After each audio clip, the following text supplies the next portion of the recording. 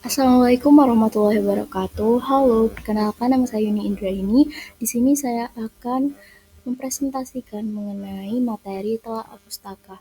Sebelum ke pengertian telaah pustaka, pasti di antara kalian sudah banyak yang tahu bukan kalau bab 2 pada skripsi pasti berisi tentang tinjauan pustaka atau kajian kepustakaan. Nah, bagian ini merupakan bagian penting dalam tahapan awal penelitian. Beberapa ada yang menyebutnya dengan kerangka konseptual, kerangka teori, landasan teori, dan studi literatur. Hampir di setiap karya tulis ilmiah, baik skripsi, tesis, disertasi, makalah, jurnal, dan lain-lain sebagainya, pasti menuliskan tinjauan pustaka di dalamnya. Kegiatan utama dalam bab tinjauan pustaka meliputi kegiatan mengulas atau mereview atau mengkaji pustaka, teori, konsep, model, penelitian terdahulu, dan lain sebagainya yang digunakan sebagai landasan atau acuan dalam penelitian skripsi maupun karya tulis ilmiah lainnya. Nah, langsung saja kita ke pengertian telaah pustaka.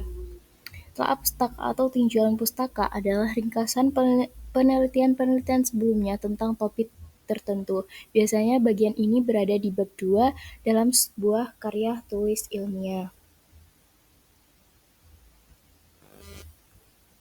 Nah, melihat dari namanya, tinjauan pustaka atau telaah pustaka memiliki arti kegiatan meninjau kembali pustaka, literatur, atau bahan bacaan lain. Dalam bahasa Inggris, kegiatan ini biasanya disebut dengan review of the literature.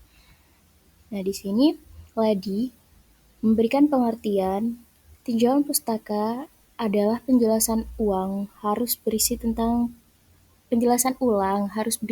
pernyataan-pernyataan peneliti sebelumnya mengenai penelitian serupa yang dikerjakan.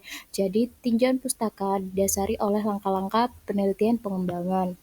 Nah, sedangkan menurut Creswell, menyebut tinjauan pustaka sebagai kegiatan yang sangat penting untuk dilakukan dalam tahapan awal penelitian, bahkan sebelum merancang proposal penelitian. Nah, Selanjutnya di sini ada manfaat dari telaah pustaka. Yang pertama manfaatnya yaitu menguraikan dan mempertimbangkan variabel penelitian agar tujuan penelitian dapat dicapai. Yang kedua memberikan batasan penelitian dengan cara menunjukkan variabel bebas atau variabel terikat yang relevan dan tidak relevan.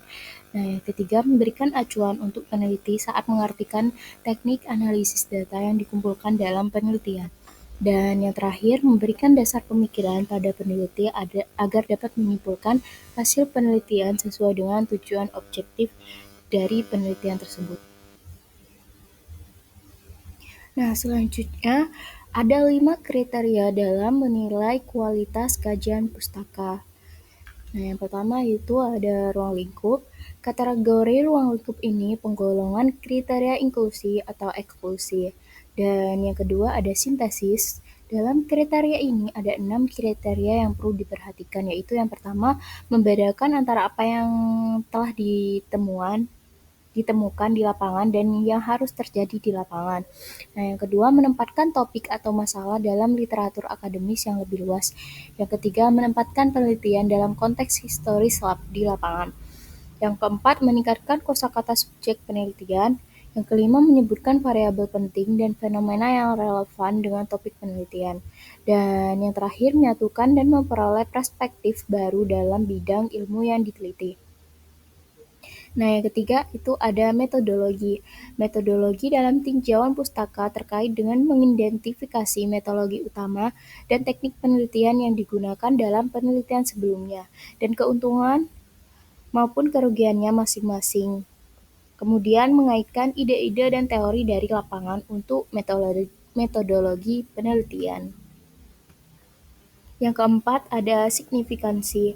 Signifikansi dalam unsur tinjauan pustaka terkait dengan rasionalisasi praktis dari permasalahan penelitian dan juga merasionalisasi signifikansi ilmiah dari masalah. Dan yang terakhir ada retorik.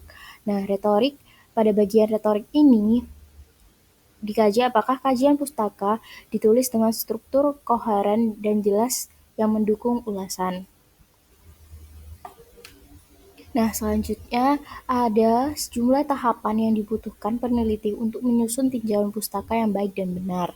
Menurut Caswell, ada 5 langkah untuk membuat tinjauan pustaka, yaitu yang pertama, mengidentifikasi. Nah, mengidentifikasi kata kunci yang digunakan dalam pencarian literatur. Yang kedua, menemukan literatur tentang suatu topik dengan berkonsultasi dengan beberapa jenis bahan dan basis data termasuk yang tersedia di perpustakaan akademik maupun di internet.